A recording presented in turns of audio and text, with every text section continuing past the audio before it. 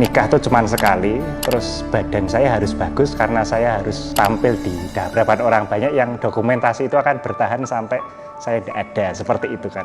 Dan saya rasa sih, saya pikir apa yang harus dinyinyirin selama profesi suami positif, selama profesi suami itu halal ya. Kemungkinan passion kalau yang dilakukan tuh harus yang betul-betul kita berniat, paham betul.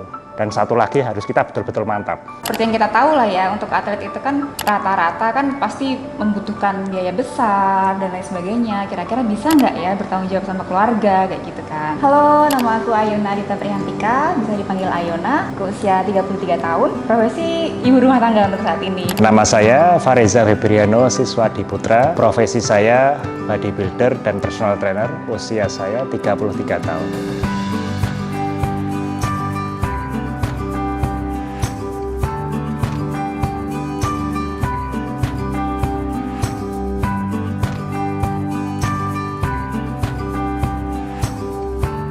Jadi kita awal kenal itu sekitar tahun 2013.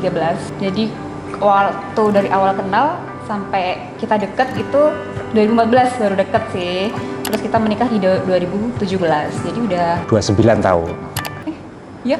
Iya kan, udah 9 tahun. Oh iya. Nggak sadar kan? Ya, 9 tahun. Kita menikah 2017. Jadi memang pas mau nikah itu ceritanya saya ingin menjadikan badan itu best shape in my life saat itu. Jadi nikah tuh cuman sekali, terus badan saya harus bagus karena saya harus tampil di hadapan orang banyak yang dokumentasi itu akan bertahan sampai saya tidak ada, seperti itu kan. Makanya saya persiapan dari awal tahun, dari diet segala macam, sampai itu nikah kita bulan November ya. Bulan November, dan memang saya ready kalau saya mau bertanding.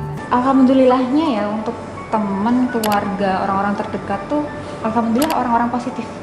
Jadi untuk sampai saat ini nggak ada sih yang nyinyir soal profesi suami.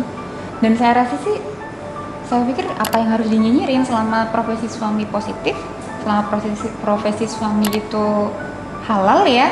Ya menurut saya sih nggak ada yang harus dipermasalahkan gitu loh.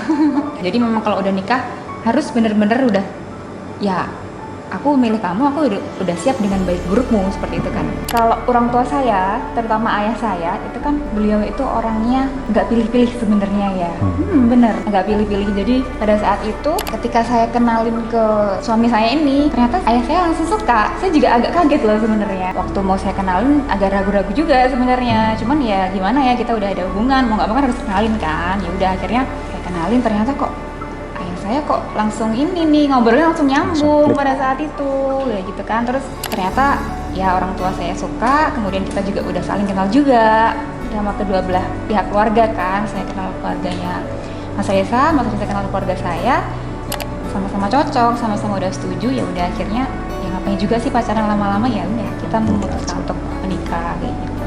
Di pertama tuh kemantapan hati, saya sudah mantap, terus ini nih kayaknya calon ibu dari anak saya untuk masa depan. Jadi saya sudah mantap, terus saya sudah, pokoknya sudah oke. Kalau awal udah pasti tahu lah, karena dulu kan saya juga nge-gym juga kan awal, jadi kenalnya emang di tempat gym. Iya, semacam cinlok.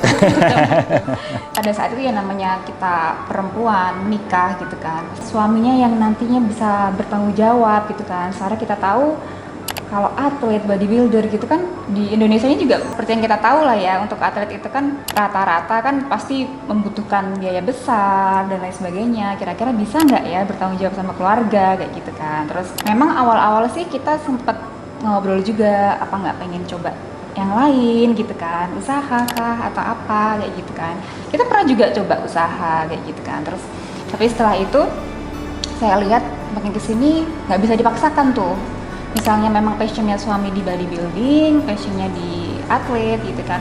Kalau kita paksakan untuk di profesi lain, kasihan juga. Ternyata akhirnya setelah saya lihat, oh ternyata nih suami memang passionnya di situ. Mau nggak mau ya, oh aku gimana pun saya harus ngedukung dong, kayak gitu kan. Harus support dimanapun, apapun itu profesi suami, apapun itu passion suami, selama itu suami bisa bertanggung jawab kepada istri, kepada keluarga, ya pasti kita dukung. Jadi memang profesi utama kan saya memang personal trainer. Kebetulan personal trainer itu, kita kan kalau personal trainer tenaganya mau dipakai sampai kapan sih sebetulnya? Sampai tua apakah mungkin kamu mau terus-terusan untuk melatih, istilahnya seperti itu. Saat itu usaha itu dalam artinya toko ya, toko kelontong. Kita sempat buka toko kelontong. Buka toko kelontong saat itu. Jadi buka toko kelontong, Gitu sih. minimarket, semacam minimarket gitu, sewa tempat. Harapan saya supaya nanti bisa autopilot gitu. Nah ternyata karena nggak passionnya di situ dan nggak bisa totalitas di situ juga, malah jadinya terbengkalai. Nah dari situ saya belajar bahwa kemungkinan passion kalau yang dilakukan tuh harus yang betul-betul kita berniat, paham betul. Dan satu lagi harus kita betul-betul mantap. Alhamdulillah sampai sekarang lumayan dan nggak masalah. Jadi waktu itu saya masih kerja, saya berangkat pagi, saya jam 7, jam setengah 8 udah berangkat kerja. Terus kemudian saya pulang tuh sore, kadang malam baru pulang.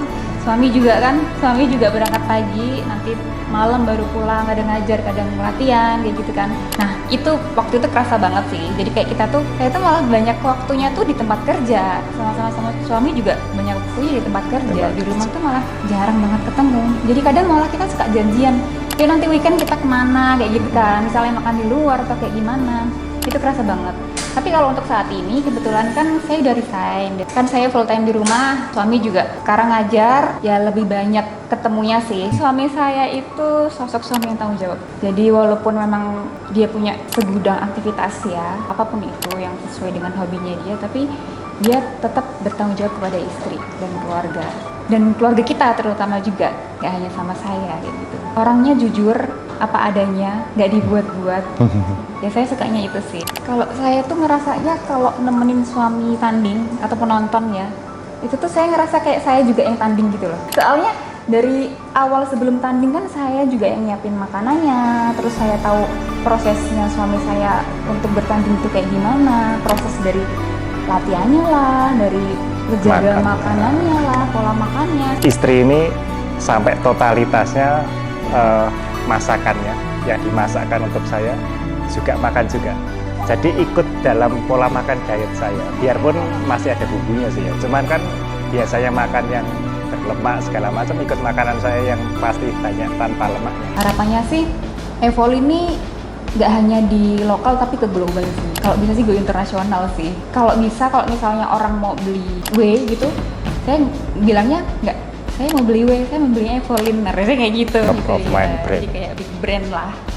Jadi harapan saya dari Evolin untuk sisi keatletan lebih sering rajin memberangkatkan atlet ke luar negeri dan supaya bisa mengangkat nama Evolin lagi, satu, kedua mengangkat nama Indonesia dengan memberangkatkan atlet ke luar negeri, terus berprestasi, atletnya insya Allah bisa berprestasi, otomatis nama Indonesia terangkat dan value untuk Evolin itu sangat besar untuk kontribusi kepada negara istilahnya. Nah itu harapan saya sih. Evolin, that's my evolution.